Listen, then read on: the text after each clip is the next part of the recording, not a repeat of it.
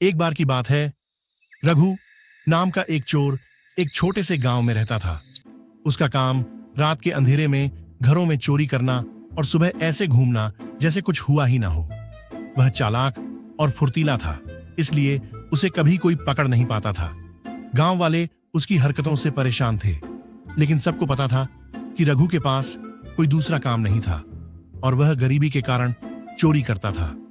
एक रात रघु ने गांव के सबसे अमीर आदमी सेठ धर्मदास के घर में चोरी करने की योजना बनाई। सेठ के घर में बहुत धन दौलत थी, लेकिन घर की सुरक्षा भी उतनी ही सख्त थी।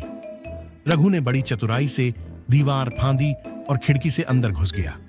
जैसे ही उसने तिजोरी खोलने की कोशिश की, अचानक एक आवाज आई, कौन है वहां? रघु डर गया, लेकिन उसने खुद को संभाल लिया।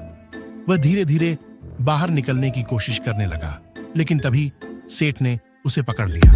गांव के लोग भी आवाज सुनकर इकट्ठा हो गए। सबने रघु को घेर लिया और गुस्से से बोले, इसे सजा मिलनी चाहिए। सेठ ने रघु से पूछा, तू ये सब क्यों करता है?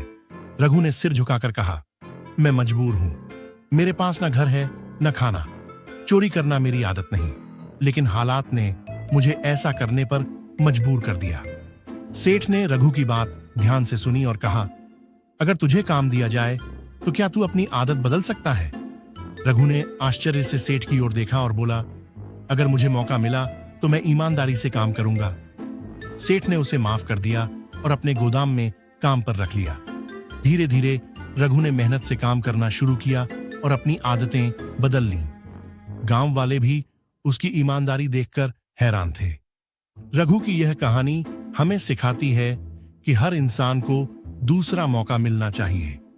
प्यार और विश्वास से बुराई को अच्छाई में बदला जा सकता है।